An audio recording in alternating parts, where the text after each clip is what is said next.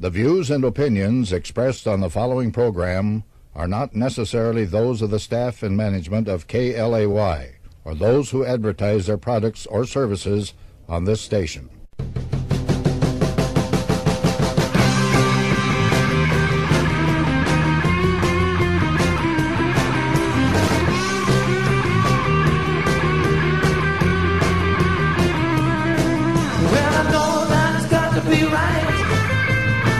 About a day and night, I feel like a king, oh yeah, and baby, can't help but stare. Such a rush, baby, when you touch me, baby.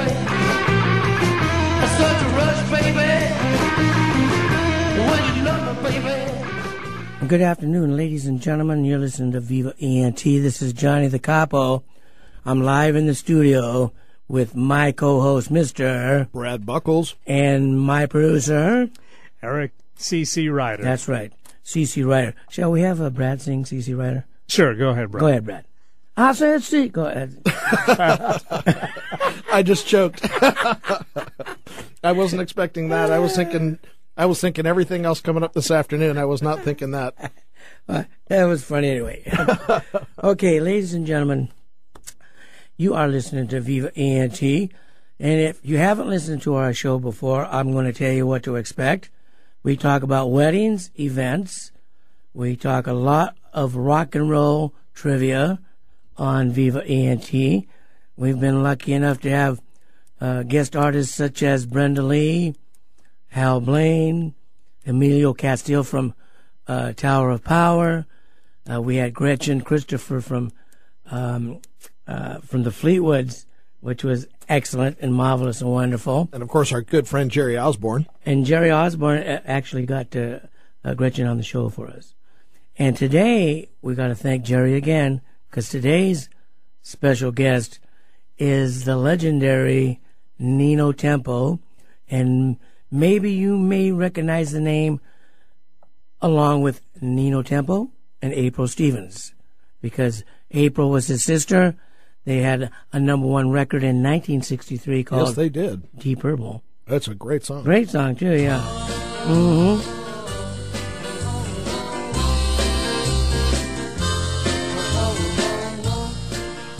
Excellent. Just to jog people's memories.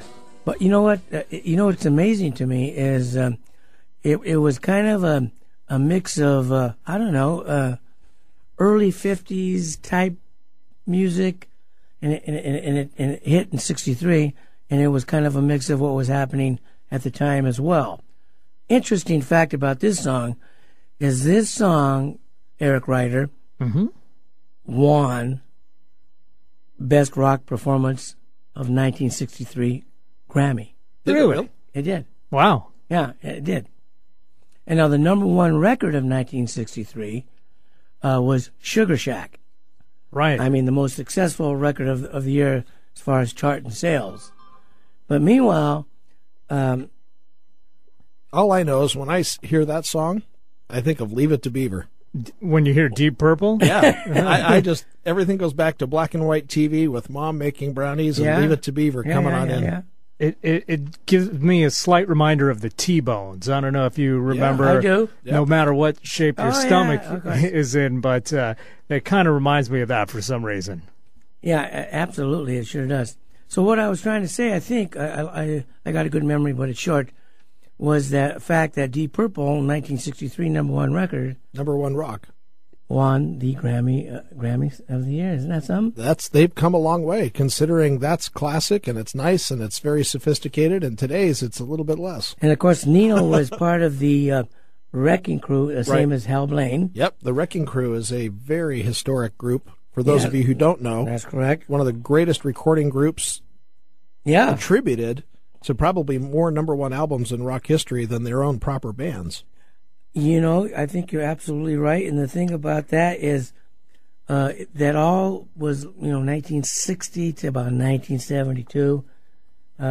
They ruled the radio waves, actually. Didn't Hal say when he was talking to us that he had recorded over 200 albums? Yeah.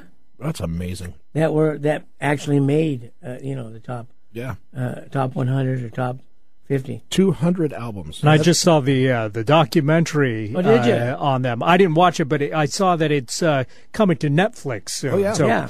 Anybody not familiar with the story will have a chance to catch that documentary, which you said was really good. I saw it. It was fantastic. Did you? I did. You watch it? I loved it. I thought it was, just eye-opening that these bands back in this time were going in taking credit for recording these albums, and Hal Blaine and the boys were recording the albums. The artists weren't even recording them themselves. Yeah, and that's something. Yeah.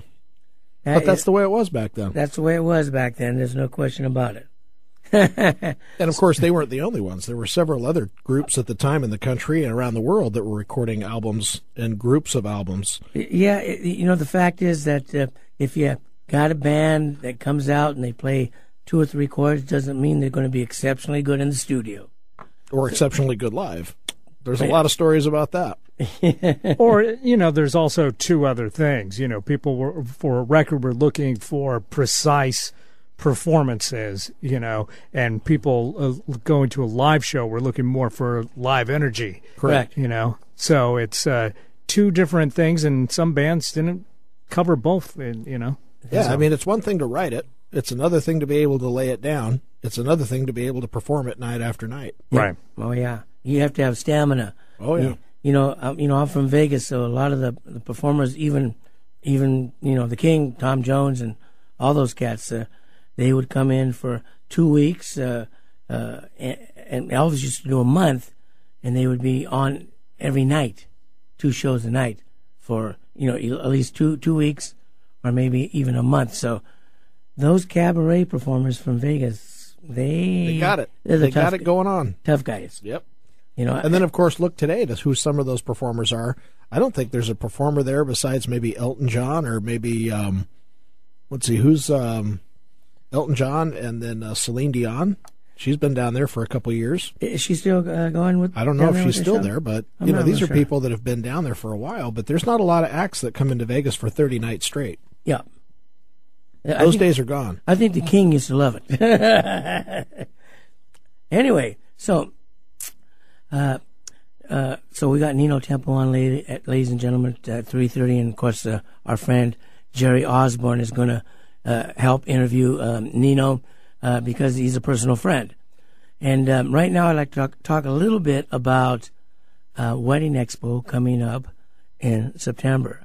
And Brad, Yes. that is your expertise, sir. It is. We've got some trade shows that are coming around, the Give expos. Give us some dates. We've got September 12th and 13th at the Tacoma Dome, Mm-hmm. the 19th and 20th of September up in Everett at the Comcast Arena, Cool. and September 27th, the brand new Bellevue Wedding Expo over at the Maidenbauer Center. And what part of the Maidenbauer Center is that going to be in? It's going to be up on the 4th floor. Cool. They have a brand new exhibition hall up there with a beautiful patio to go outdoors when the weather's permitting. And they've got about 8 different conference rooms that open up into one large floor. It's a major venue. And they're remodeling it right now. We will be the second event in this brand new area in September. So are you telling me I haven't even seen it yet? You haven't even seen it. That's going to be cool. Yeah, it's all confidential. I've been all over the Maidenbauer. That'll be nice. Yeah, it's going to be very cool. A lot of new changes going on over there. Of course, we did our show for 10 years. Yeah? Then we stopped it in 2008 when the economy kind of went a little weird. Yep. And now remember we're that. back. Now we're back. Well, The Bellevue Wedding congratulations. Expo. Thanks. The Tacoma Wedding Expo has been a smash hit for years and years and years, and I can testify to that. There's no question about that. And then you brought in the Everett Linwood Xfinity Arena now, right? We were at the Comcast Arena. Okay. And we were at the Linwood Convention Center for a few years. Correct. And then we're back up at what they call the Xfinity Arena, which is the cool. old Comcast. All right. Same building there on Center Street. So in other words, Comcast is now Xfinity. So they say. For the most part. It's the same building. We'll leave it at that. And that's where we'll be on the 19th and 20th of September for our 10th annual Everett Wedding Expo. Excellent. And, boy, we've just had a run. If you take a look at all the dates, all these venues have got hundreds of wedding professionals that help plan your wedding day, from buying dresses to renting tuxedos. Men's Warehouse will cut you a custom suit nowadays. Oh, yeah. You can go in for $6.99 and get a brand new custom suit. Tell them what fabric to use, how you want it cut. the various different linen inside and outside the suit. It's incredible. Buy your diamond ring, get a wedding cake. Oh, anything that you need. You want it, you got it. Buy a dress. And, you know, when it comes to weddings, the smart thing to do is plan. Plan ahead. Be smart. You just can't get enough information. Don't wait till the last minute, for goodness sakes. And one of the things that makes the Wedding Expo unique, you know, anybody can go online right now and Google wedding professional photographer. And hundreds of photographers pop up. You can't tell the difference between one or the other. You can't tell you why they're different or who's available or why the prices are here or why the prices are there. But going to the expo, you get a chance to meet them. Right. You get a chance to talk to them and get some feedback right now instead of emailing them to be responded to 3 weeks from now. But the expo is just one-on-one. There is no question that when you're standing in the booth meeting prospective clients, brides, the mother, MOBs, mother of brides, if they take a liking to you and the chemistry's right and they trust you, you know, which with my company is ultimate, because once they trust me, I'm going to go to the end to make sure they're taken care of. Yeah, it's a great feeling when you meet up with a brand new client who says, help me, and they trust you, and you like them, and they trust you, and it works. Man, that's magic. The chemistry, the eye contact, the fact that you can relate a phase to, you know, who you've hired, that's it's strong.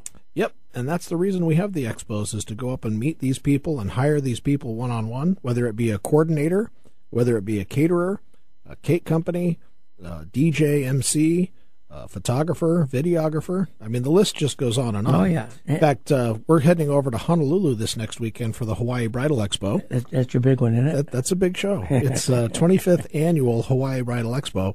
Listen to who we got sponsoring this show. Tell me. Yelp. Oh, goodness sakes. Yelp is there to help bridge the reviews between what brides say about professionals and what professionals say about themselves, and actually come out and have a public face so that you can actually talk to Yelp directly, which is something that Yelp kind of needed.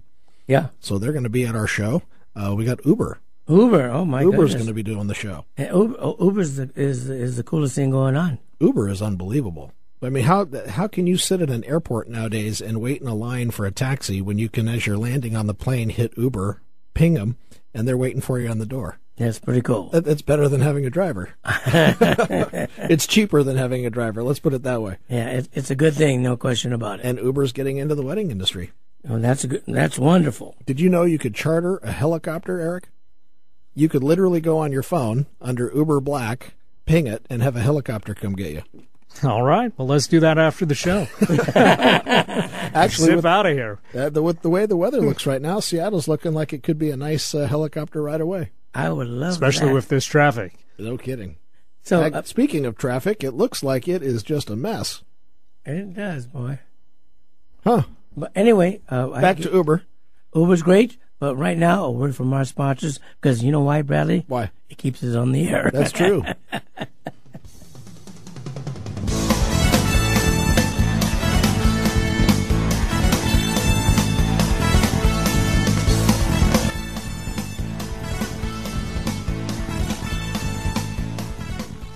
Is your vehicle needing some attention? Take it over to Maddie's Tuning and Shoreline for fast, affordable car care.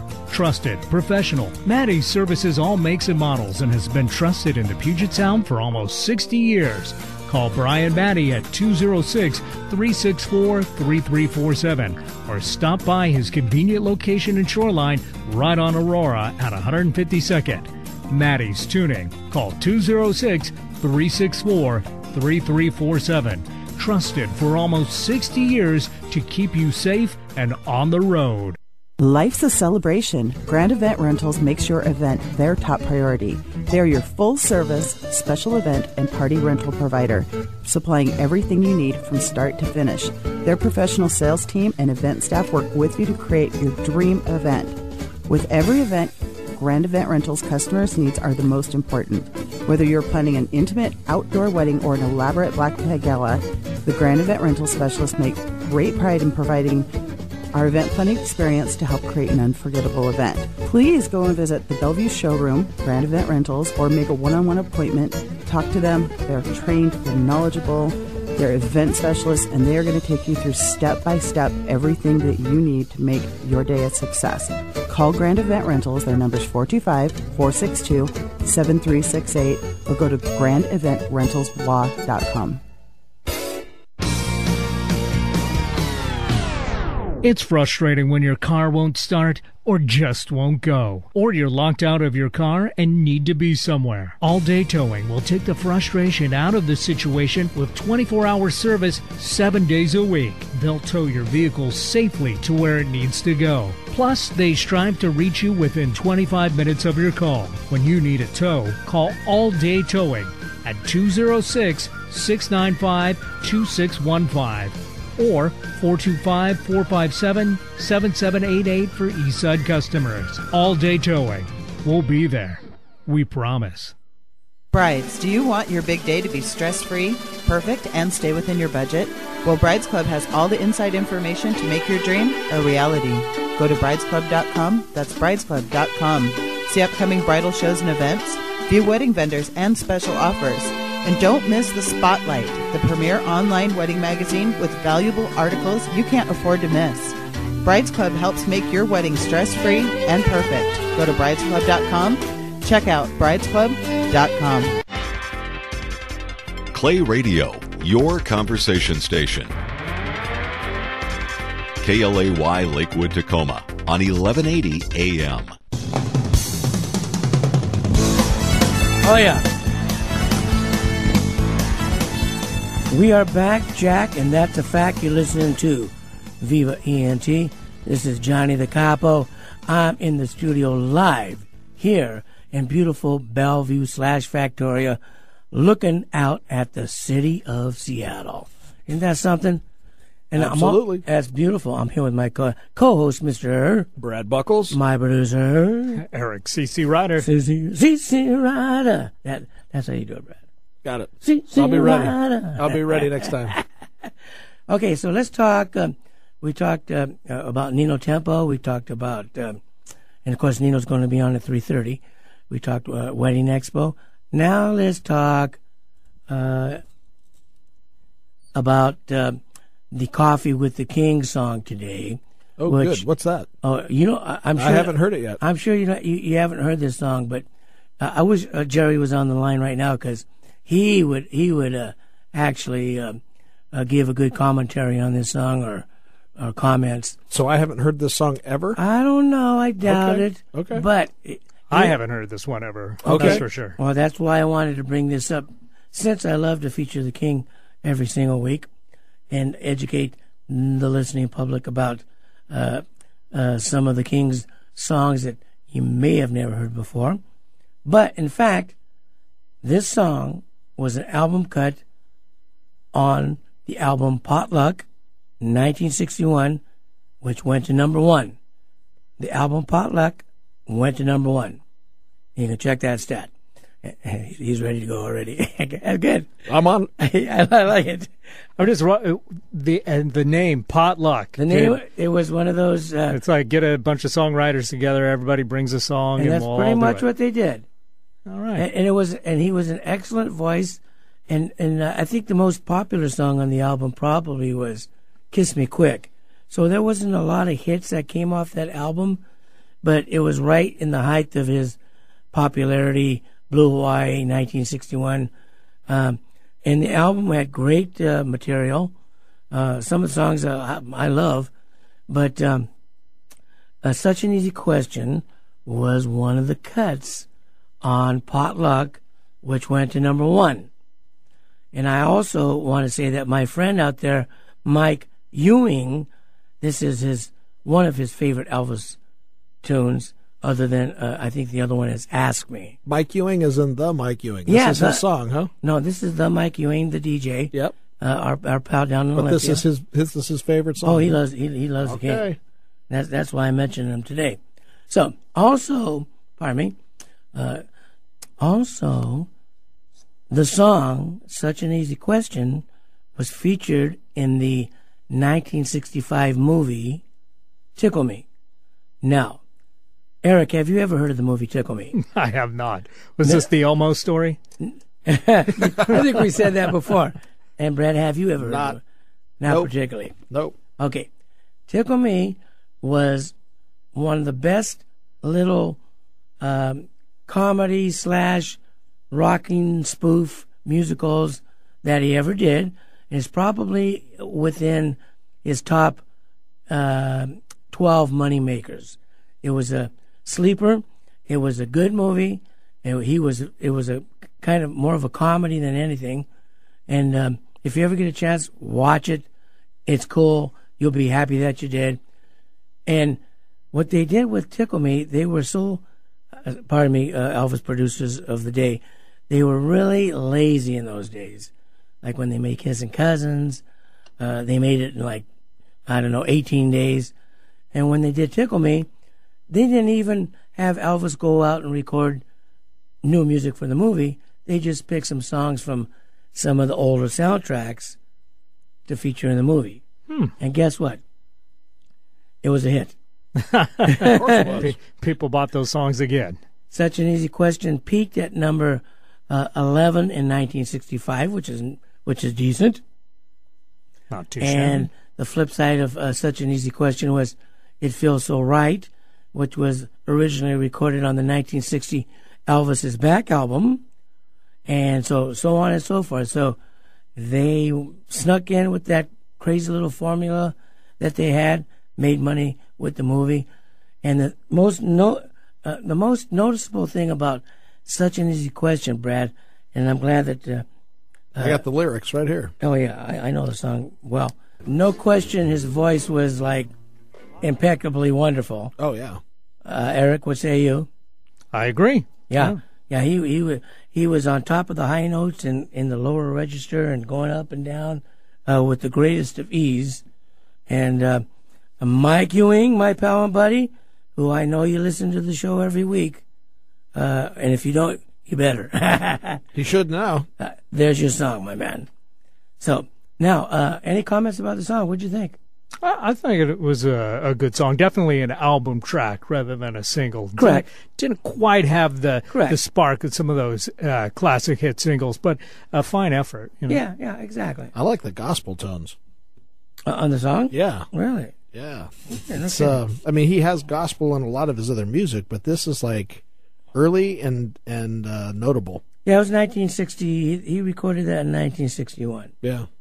So about 6 years, about 5 years after, What's amazing to me is just how polished poppy it kind of sounds. Right. Considering it wasn't that long before that the records were a lot rawer and rougher. So Yeah, it was quite polished. And I'm not sure who was on that session, but I'm going to guess Floyd Kramer on piano and all the usual session guys. I'm almost sure Hal Blaine was on that record. Really. But anyway, next time he's on the show, we'll have to ask him. Nino Temple coming on on the half hour, and we're going to have our buddy Jerry Osborne on too. Brad, any Beatle comments? Not today. I think with that, I'm quite pleased with that song. Yeah. Oh, yeah. Yeah, I like that song. That's not your typical Elvis. I mean, it's Elvis, obviously, but it's not like you were saying, Eric. It's not overdone. There's no super high energy. Wow. It was just Elvis laid it out there, and it was nice. Yeah, that was a nice thing for Brad to say that. That was good. Shall we hit a little bit of Deep Purple before we go to the break? Please, let's please do that. Let's please do that.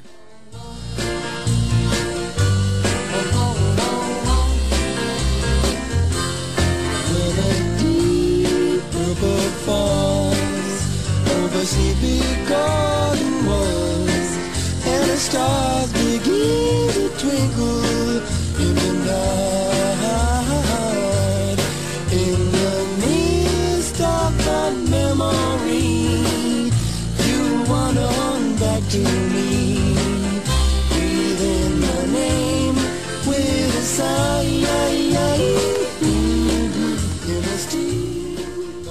Life's a celebration. Grand Event Rentals makes your event their top priority. They're your full-service, special event, and party rental provider, supplying everything you need from start to finish. Their professional sales team and event staff work with you to create your dream event. With every event, Grand Event Rentals customers' needs are the most important. Whether you're planning an intimate outdoor wedding or an elaborate black tie gala, the Grand Event Rental specialists make great pride in providing our event planning experience to help create an unforgettable event. Please go and visit the Bellevue showroom, Grand Event Rentals, or make a one-on-one appointment. Talk to them. They're trained, they're knowledgeable, they're event specialists, and they are going to take you through step-by-step everything that you need to make your day a success. Call Grand Event Rentals. Their number is 425-462-7368, or go to grandeventrentalslaw.com. Is your vehicle needing some attention? Take it over to Maddie's Tuning and Shoreline for fast, affordable car care. Trusted, professional. Maddie's services all makes and models and has been trusted in the Puget Sound for almost 60 years. Call Brian Maddie at 206-364-3347 or stop by his convenient location in Shoreline right on Aurora at 152nd. Maddie's Tuning. Call 206-364-3347. Trusted for almost 60 years to keep you safe and on the road. Attention business owners. Experience a new world of business with barter. The Saturn Barter Company, located in Tacoma, is one of the most beneficial business decisions you can make. Using Saturn Barter, you are able to sell your products or services to other members of the exchange. You can then use that credit you've built up from your sales to purchase the products or services you or your company needs from other companies within Saturn Barter, all without the use of cash. Contact and join Saturn Barter Club today, 253-212-9930, or online at SaturnBarter.com. Brides, do you want your big day to be stress-free, perfect, and stay within your budget? Well, Brides Club has all the inside information to make your dream a reality. Go to bridesclub.com. That's bridesclub.com. See upcoming bridal shows and events, view wedding vendors and special offers. And don't miss The Spotlight, the premier online wedding magazine with valuable articles you can't afford to miss. Brides Club helps make your wedding stress-free and perfect. Go to bridesclub.com. Check out bridesclub.com. Clay Radio, your conversation station. KLAY Lakewood, Tacoma on 1180 AM.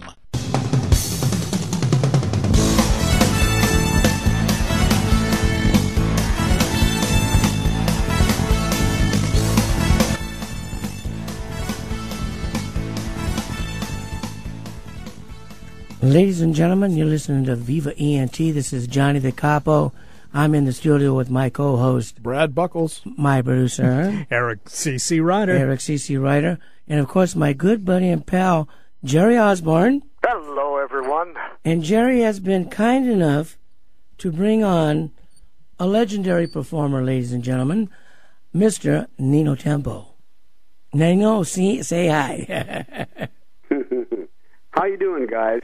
Real good. How you doing, my man? I'm doing all right. Going faster sideways. Oh, good. I often do that myself. It's an honor to have you here today. Thank you very much. I'm very pleased to be here with you. Well, you know, Nino, we had Hal Blaine on the show about 3 or 4 weeks ago, and you were part of that wrecking crew, weren't you? Well, yes and no. Right. When I was at the sessions with Phil Spector, I was usually helping Phil, being a second pair of ears for him. And then if he'd need me to play or sing or whatever, I'd be out there with the wrecking crew. But actually, I didn't work with the wrecking crew at all unless they were working for Phil. Gotcha. And actually, in reality, the wrecking crew did come over and work for Phil quite often. Yes, they did. And then, go ahead. They were his main men. They were his main studio musicians for the most part. Yeah. And you guys had the Righteous Brothers, Sonny and Cher, the Ronettes, and I know that you were part of the early Phil Spector success. Yes, I was. You were pretty much right there on every curve, weren't you? Well, I started with Phil in the studio with with Zippity Doodah. Cool. That's the beginning right there. Yeah, it was. That's the first record he ever made in Los Angeles. No kidding. So the earlier ones were done in New York, I suppose. That's right. Yeah. Yeah, like He's a Rebel. That was done back east. Oh. Those kinds of records. But the Wall of Sound really started in L.A. Right. It was when he was at Gold Star Recording Studios, and Larry Levine was at the controls, engineering all the sessions, and I was on that first session, Zippity Doodah. We weren't in the studio any longer than about 10 minutes, and he said, Nino, will you play piano over there? on the low section, and Leon Russell will play on the high section. Wow. And so I sat next to Leon, and we did Zippity Doodah. All the legendary cats. All the guys, yeah. That was pretty historical point in time. Yeah, boy, I bet. I'm just looking at the acts here with Phil Spector and yourself, and the list doesn't stop. You know, Nino, that really explains why there's such a world of difference between the Crystals and There's No Other Like My Baby and the sound from Zippity Doodah on. That explains it all right there. Oh, yeah. Well, Zippity Doodah was Bobby Sox and the Blue Jeans. No, but I mean the sound. Oh, yeah, the sound started. Sure.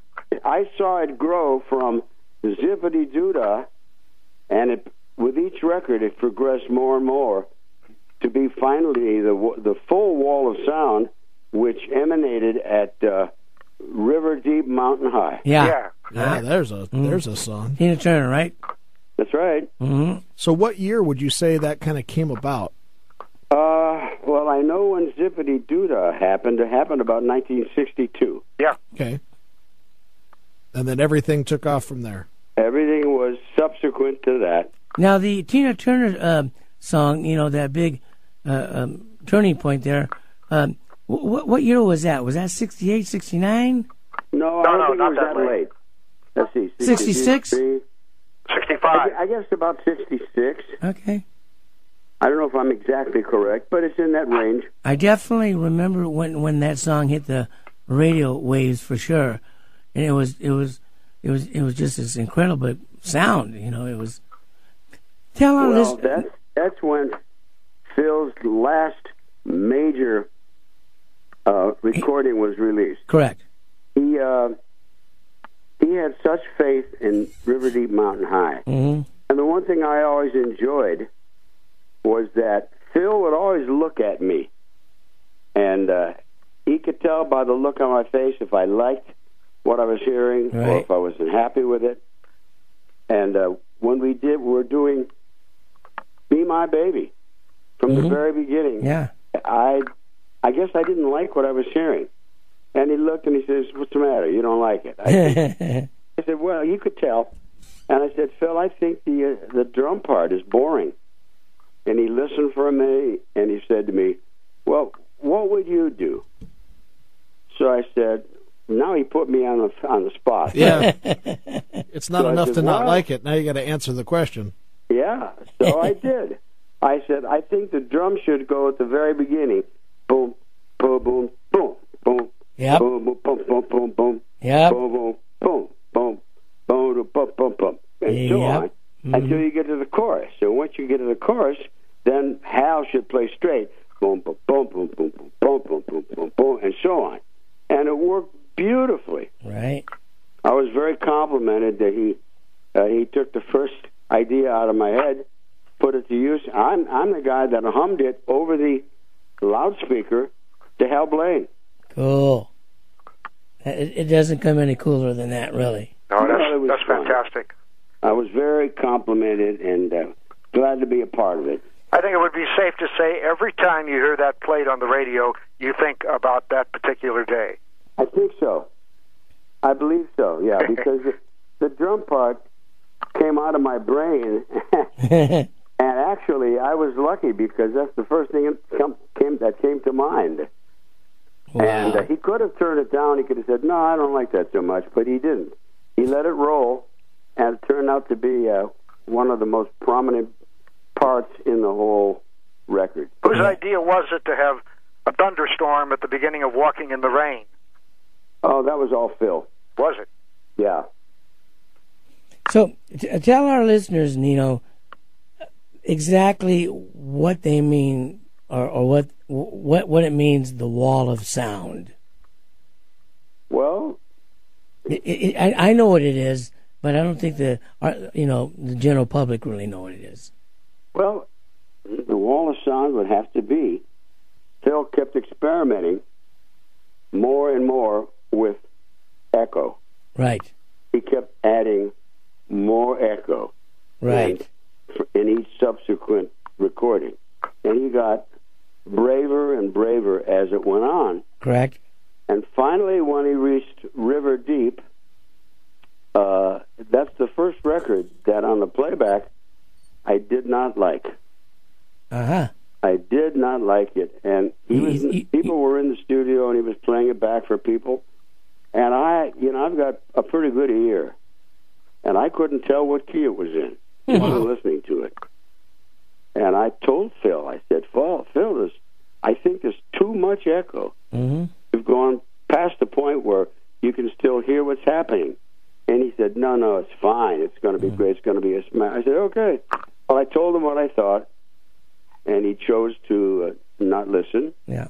And as it turned out, I believe I was correct. Well, the record did well, but it wasn't a smash yet, correct? Right. That's it exactly. Mm-hmm. Yeah. As a matter of fact, now that you've said that, I agree with you. It was too much going on. There was too much stuff going on in the background. Well, it was the echo. Yeah. He added enough echo where everything was blurred out. I will say that there was no definition any longer. Yeah, I agree, Nino. I will say though that Celine Dion did a remake of that years ago. Did she? A lot less echo, and that's one of my favorite Celine Dion songs. Did they ever release that? Oh yeah, she plays it in concert quite a bit. Okay. I didn't know that. Yeah, it was a fantastic rendition. No echo, a lot less echo. I was not at that. I don't believe I was at that recording. Was that produced by Phil? No, he was talking about Celine Dion. Yeah, but who produced the record? Oh, I don't know. I'd have to look that up. Well, if it didn't say Phil Spector, then he didn't do it. Yep. Oh. So other than Phil Spector, who at the time has been attributed for all kinds of experimentation and the Wall of Sound and the Wrecking Crew and yourself, what other types of producers were out there going in that direction, or was your team really the innovation of all this? I think he was the innovator. He just had a vision? Yeah, oh yeah. Yeah. I made a Phil Spector type record that did very, very well. And that was? I think it would have been a bigger hit than it was, but we couldn't get it played everywhere. It was called All Strung Out by my sister and me. Oh, yeah, 1966. 1966. Yeah. I listened to the song today, and you're absolutely right. It was a great song, and when it comes to airplay, you know how it goes. Well, you know what I think it was. The lyric was just a little suggestive, drug oriented. All strung out. I didn't want to make it about drugs at all, but I used drug terminology. Yeah. Like, I just can't get enough of you. Yeah, exactly. There just ain't enough of you to go around. It actually was a very, very cool tune, and it had a very smooth sound. Thank you. Thank you. And it was catchy, and you're right. Had the, I think I know it made top 40. I think it peaked at 31 or something like that. But had the DJs open up their ears a little better at that particular... I'll tell you, I know what you're going to say, and I'll tell you how I know it's true. We were on the road with the Righteous Brothers. Correct. And every town, and we traveled, we hit 51 songs, 51 nights rather. Right. In 52 days. Jeez. So we were just flying and driving and just barreling through the U.S. And every town that we hit, All Strung Out was either number 1, number 2, or number 3. There you go. Wow. Never missed. But those are the towns that played them. Right. if you don't play a song, nobody has a chance to buy it. Right. Yeah, that's correct. So we got a good break, but we caught a bad break. Right. And, That's music. And then Deep Purple hit number one in 1963. Was that later in the year, November-ish? No. That was the first record that was a big hit for us. Right. But that was before All Strung Out. Right, but that was 1963. Yeah, that's right. And was that? I think it was towards the latter part of the year. You're right. It was released in April, and it hit number one about September and November. There you go. And so that song was really a distinctive, great pop song, and you guys even won a Grammy for that. That's true. Yeah, that's true. Goes to show you, everybody at Atlantic Records thought that was the worst record I had ever made. Are you serious? Oh, I'm absolutely serious. So where does that Grammy sit now? Well, it sits on my counter. I was going to say it should sit on the VP's desk right there, reminding him of what a bad decision it was. Well, that was Ahmet Erdogan. And what had happened is the morning after we did Deep Purple was cut in 14 minutes. No kidding. Yeah. We had no time to rehearse it. Ahmet said, we can't go overtime. We've spent enough money. I said, please, let's try Deep Purple. He said, man, if you can get it in 14 minutes, you got it. Well, no kidding. Of course, he thought I couldn't. Right. So I ran around to all the guys, and one of the guys in the band was Glenn Campbell. Of course. And I love him. Hummed the part to Glenn. Glenn kind of played this kind of a pattern. And I went over to Earl Palmer, and I said, Earl, turn the beat around like they do in New Orleans. And I told the piano player, Ray Johnson, Plaza's brother, roughly how to play. And the girl said, well, what about us? We don't read music. I said, sweetie, keep your fingers crossed. Just about that time, Ahmet said, okay, take one. That gave us about 10 minutes. So we did the first take, and after that take, I thought it was horrible. I mean, the band was falling apart. He said, can you give us one more take? And Tommy Tedesco said, you got 3 minutes to go.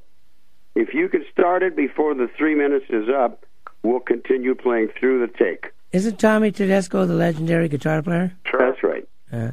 So we played and got through it.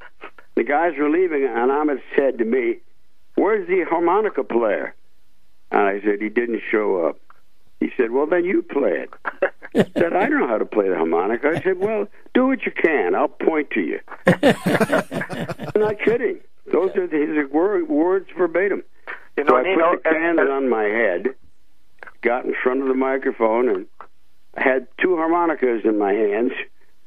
And and when he pointed to me, I signaled, I don't know how to play that chord. So by the time we got halfway through, I figured it out, and he started playing. And by the end of the song, I felt a little more comfortable, and that was it. Yeah? We never even listened to a playback. No kidding. I went home thinking the whole session was just ridiculously terrible. So the next Monday, the girl from Radio Recorders, forgive me, Radio Recorders, called me, and her name was Dottie Weekman. Said, Nino, wake up, you got to smash. I said, what? What are you talking about, Dottie? She said, get over here right away. The engineers are playing the tapes from last week's session, and you got to get over here. You got a big hit here. So I said, which one is it? Is it Paradise? Is it this one? Is it? She said, it's Deep Purple. Get over here. So I raced over to the studio, and the guys were nice enough to play the tape for me.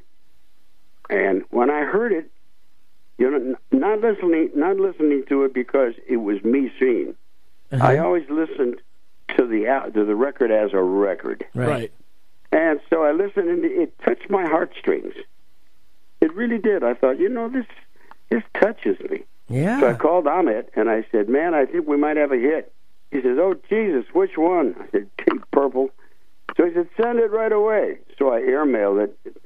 That'll give you an idea how long ago it was. I airmailed it. And he never called me. 2 weeks later, I had to call him collect. No kidding. Yeah. And I said, Ahmed, did you get it? What do you think? He said, Nino, I played it for my partners. They think it's the worst record you've ever made. It's unreleasable. So for 10 months, it just sat in the can. Oh, my God, that's incredible. So finally, Phil Spector said, hey, Nino, if you can get out of your contract with Atlantic, I'll sign you, and I'll make you and April big stars. I said, you mean it? He says, yeah. I said, okay. So I asked Ahmed for the release. Uh-huh. No, we can't release you. We got money invested in you. Well, we're not making money. You're not making money. He says, I'll tell you what. We'll release one more song. If it's a flop, you got your release. But if it's a hit, we're going to keep you. I said, fair enough. What are you going to release? And he said, oh, we'll try Deep Purple. But he said, I think the song you wrote on the back might turn into a hit. And that was, I've been carrying a torch for you so long that I burned a great big hole in my heart. Which was a piece of dreck, if you know what I mean. And that came out, and kept telling Phil, just give us a couple more weeks for this record to become the true flop that it's going to be. And you're talking about Deep Purple. Deep Purple. And then all of a sudden, one afternoon, I got a call from Jerry Wexler. Right. And Nino, your song is breaking all over the country. We're going to sell tons of this record. You're going to be big stars. This, that, and the other. And I thought in my mind, oh no. And then I thought, wait a minute, this is not such bad trouble. So sure enough, it went to number one. And that's the Deep Purple story. There you go. That's a great story. I'll tell you, I'm fairly young and had not heard of it a lot. But as I was telling Johnny here in the studio recently when we were listening to it, there is something just very nice about that track that takes you right back to that time period where everything was just perfect. Well, you know what I believe it was? I'd love to hear it. Okay. We made a pretty good record, I admit that. But I think the real strength in the record came from the beauty of that song. Mm-hmm. I could not disguise, no matter what I did with the yodeling and whatever, I could not disguise the beauty of the song.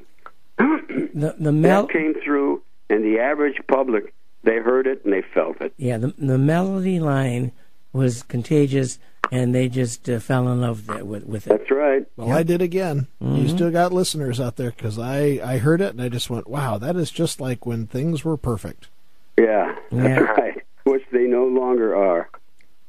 So they are when you're listening to it. I mean, the music of today. Yeah. No, I hear you. Thank you for sharing that. Yeah, I don't listen to too much of the music from today. Who does? So, Nino, you're also an accomplished saxophone player, correct? That's true. And piano. And piano. And so, all the sessions that you did playing sax, can you tell us some of the songs that you played sax on? Well, I played on, mostly all of the Sinatra tracks that were done with Don Costa. Cool. I did many of the Dean Martin, Sammy Davis. Woo-hoo! Who else was there? Johnny Mathis, Steve Lawrence, Edie Gourmet. Mm-hmm. So you were doing a lot of recording for Capitol. Oh yeah, I was recording all over the city. Right. I was like a whore. I went wherever they pay me. Tell me what working with Johnny Mathis was like. He was a gentleman, and boy, he knew his parts. Very cool. When he came into the studio, there was nothing second string about Johnny. He was a wonderful singer, knew his parts, and was always right there to follow through. If there was a mistake, it came from the band, not from Johnny. Cool. What about Frank? Well, what do you say about Frank? The best of the best ever. Oh yeah. You know I have to ask about Dean. Dean, believe it or not, was very cordial. Oh, I know that. You couldn't get close to Dean. I couldn't. Hey, Dean. He'd always say, "Hi, Nina," and very, very kind, very cordial. But I took his daughter out once for dinner. It was one of those dates that was fixed up for publicity.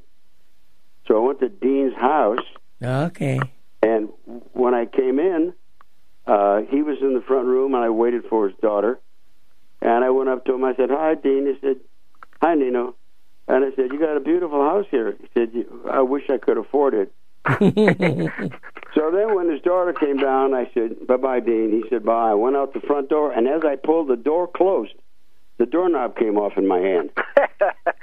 And I said, "Hey, Dean, you weren't kidding, were you?"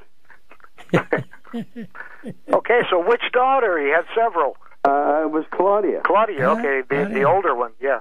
Yeah. I mean, I knew it wasn't Dina because she was too young. Oh, yeah. Dina's married today. I know her and her husband. Well, you know that I know her very well. We talked about when they lived in the same apartment building you did. That's right. You still do? I still do. And they told me to tell you hello. I think I told you that. Oh, that's kind of them. Say hello back, will you? I will. They called here just a few weeks ago on my partner's birthday, and she answered the phone, and they were singing happy birthday to her like they usually do. Isn't that nice? I got a Deep Purple question. I don't want the show to end without me asking you this. All you had to go on, if you're like most of America, was the hit version by Billy Ward and the Dominoes, which was nothing like what you did. So what inspired you to turn the tempo around, no pun intended, and do it the way you did it? Well, April was coming up with song ideas. She'd say, what are we going to record next? And I said, I don't know. She said, how about Stardust? How about this song? How about this song? And I said, no, that won't work. She said, how about Deep Purple? And I went, no, are you kidding? I could never sing that high. So then I said, well, wait a minute, let me think. You know, and my favorite song of the day was "Hey Baby" by Bruce Chanel. Yeah, great song. And I thought, if I could get Deep Purple fit into the feeling and the rhythm feel that Bruce Chanel got on "Hey Baby," maybe it'll work. Yeah, I can see. So I knew I couldn't sing high enough, so that's why I did falsetto. When the Deep Purple falls over the big garden walls, and the stars begin to twinkle in the night, and I just worked the melody around so I wouldn't have to sing it straight. And lo and behold, there it was. There you go, man. Remarkable. Yeah. Well, you know, Nino, it's been a pleasure to have you on the show. We're out of time. We'd like to get you on maybe back a month from now or something, if you're available. I think we can work that out. Cool. I love talking about this stuff. And I hope I haven't shut off my big mouth too much. No, you were great. Actually, I wanted to tell you that I remember seeing you on the TV shows in '65, Hullabaloo and Shindig. Yeah. Mm-hmm. Those were cool shows, and you were part of that era. And I want to talk a little bit more next time you're on the show. You know, you hit big with Deep Purple in late '63, and of course in February we all know what happened in '64. So, of course, like to hear some of your feedback on that. So, you got it, Jerry. Thank you for getting Nino on the show. My pleasure. And we'll get you both on soon. Thanks very much for having me on, and I appreciate it. And thanks for letting me talk so much. It's a pleasure, Nino. You're welcome. Anytime. Pleasure. Okay, thanks, guys. Thank you. Guys. Ladies and gentlemen, you're listening to Viva ENT. This is Johnny the Capo. We're going out. Brad, say goodbye. Goodbye. Eric. Have a great week, everybody. And now, help me with this one, Brad. We'll dig you now and see you later because... You're a sweet hot potato. Close.